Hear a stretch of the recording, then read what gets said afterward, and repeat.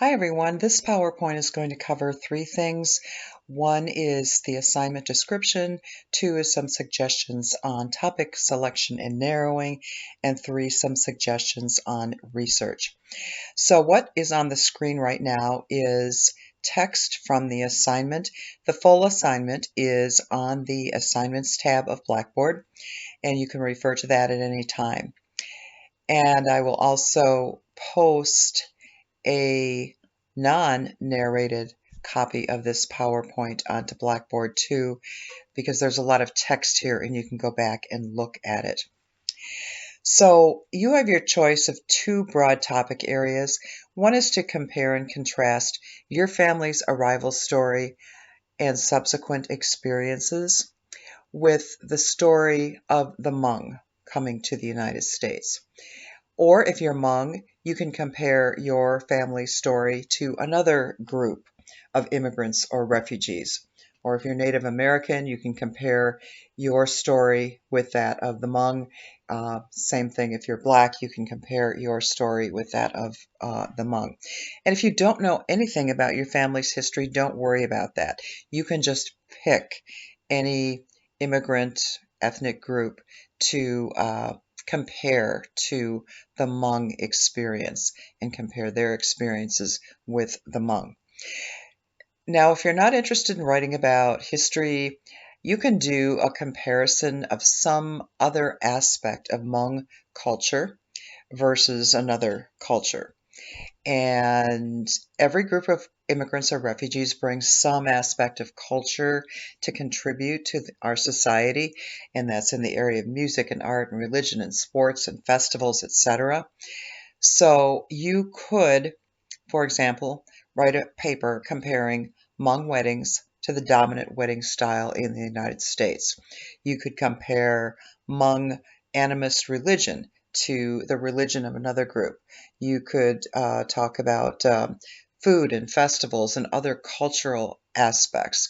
So you can compare, to sum this up, Hmong history or Hmong culture to some other group's history or culture. And within those two broad categories, you can narrow your topic down to very specific things. So there's quite a bit of range here for various interests.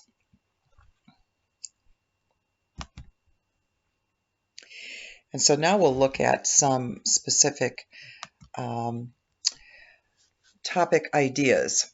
And again, I've already said, you've got to narrow your topic, and you'll need to narrow it down to 2 to 3 points of comparison after you've got that topic. As you know, in a compare-contrast essay, you have points of comparison. 2 to 3 is probably the max that you can do in one short paper. You might even want to do one. And as you flesh out those points of comparison with specific human examples and stories, you will find that that takes up quite a bit of space. So again, narrow the topic.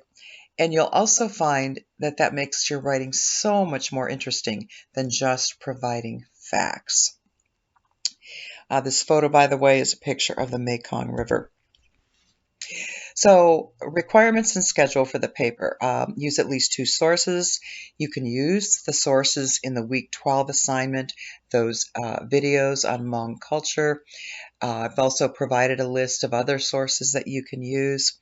In week 13, you are going to research and outline. That's this week. You're going to draft and revise next week in week 14, and you are going to edit and submit in week 15. And if you are viewing this as kind of an intimidating research paper, I hope that you'll look at this schedule and consider the fact that at the end of 3 weeks, you are going to have produced 3 pages of content. Now, we all know that because of the writing process, there's a lot of stuff involved in there. There's the preparation and the research and the writing and the revising and the editing. But in the end, you have 3 weeks to do a 3-page paper. So breathe a sigh of relief. You're going to get through this class. So how will you narrow your topic? Keep your audience in mind. College readers expect new and novel information that will give them new insights and new understanding. And one of the pitfalls of doing a compare-contrast essay is that it can easily devolve into kind of a ping-pongy list of compared facts that seems oversimplified. And here's an example. My family came for opportunity. The Hmong came here because they had no other options except a refugee camp. My family faced hard times when they got here. The Hmong faced hard times when they got here too. You know, that's not interesting whatsoever. The easiest way to avoid oversimplifying this essay is to use ample human examples in your own commentary. It's in those illustrations, those stories, those examples that your comparison is really going to come alive and it's going to mean something to your audience. So identify a topic and points of comparison for which you can find maybe quotes from people and specific stories, and also identify a topic that you want to comment on because your own observations will be part of the paper too. So ask yourself this question: what will you give your reader that will be interesting and insightful, and how will you make your reader's worldview bigger? That's really the objective of this paper, is to aid everybody's understanding. Here's an example of a narrowed topic. I might want to compare my grandmother's journey to that of Khao Kalia Yang's journey. And so I'm going to tell the stories of these two women. And the points of comparison that I am going to focus on are why they came here, how their families supported each other during this whole process, and finally, the resilience that they exhibited in facing hardship. And the moment I finished writing down those 3 points of comparison, I thought, if by the time I've added some description and some quotes and a few examples, I think my paper is going to be over the page limit.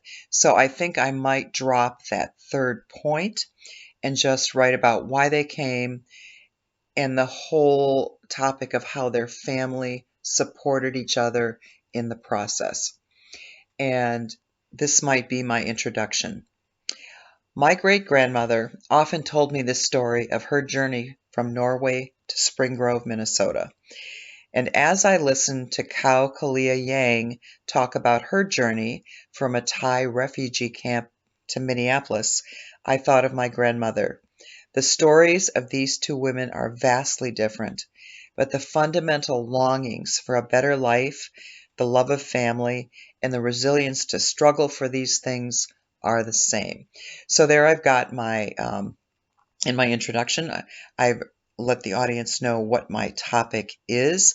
I have also listed my areas of comparison, and in essence, there's kind of an implied thesis there too, that these women had different experiences, but they've got this fundamental longing for life, family, and resilience that makes them the same.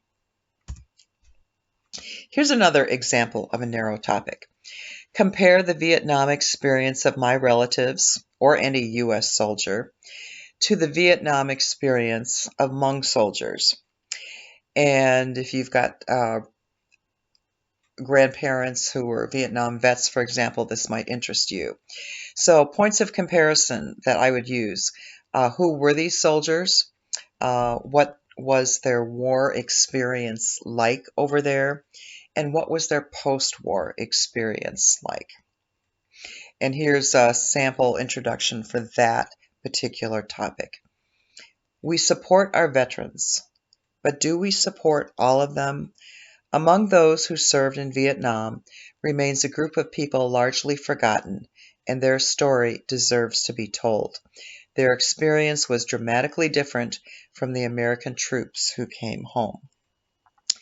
And this highlighted part here I have on the screen, in essence, is my thesis there. Their story deserves to be told. Now here's a whole list of other topic ideas. Compare the experience of your culture and the discrimination that your ancestors faced with the experience Hmong immigrants faced. Compare a Hmong wedding to a traditional American wedding. If you're Hmong, compare the American experience between 2 or 3 generations of your family, those that came from refugee camps and those that were born here. Compare the cultural contributions that my ancestors have brought to Wisconsin with the cultural contributions the Hmong have brought. If you want a lighter topic, that might be a good one. Your points of comparison might be food and arts and festivals. Compare the story of Native Americans being driven from their lands, just as the Hmong were driven from Laos. Compare the institution of slavery with the Hmong genocide and life in refugee camps, both the consequences of American actions. And I didn't read this whole page, but you'll note under each one of these things, I've got suggested points of comparison under those topics, so you can go back and look at this later. Now, your comparison should lead to a thesis, which is the overall idea of the paper, or your comparison or your thesis might come first, and then that leads you to develop your points of comparison. We all know that writing is a recursive process. And here's some examples of the kinds of thesis that you might be using in your introduction or perhaps later in your conclusion. All immigrants make contributions to our communities, and the Hmong have enriched ours just like earlier immigrants have. Here's another one. Anti-immigrant sentiment is part of our current culture, and like most things that begin with anti, stereotypes, disinformation, and discrimination abound. Learning each other's stories can deepen our understanding of issues and of each other, and occasionally we might even find that your story is my story. Here's another potential thesis. We can learn a lot from encyclopedias and history books, but knowing and understanding are two different things. To understand, we need to share our stories. So you now have a topic and maybe a thesis, and now go do your research. And a couple suggestions for research for this paper: go beyond traditional sources. Quote your grandmother if that's something that would be useful. Consult the list of suggested sources that I attached to this assignment. Consult Western's librarian. And keep in mind that you don't need to cite common knowledge. If you're talking about history, a lot of it is common knowledge, but do cite current statistics, do cite quotes from history, do cite people's commentary on history. And when it comes to sources, depth is more important than breadth for this assignment. 2 good sources with good stories and examples might be sufficient.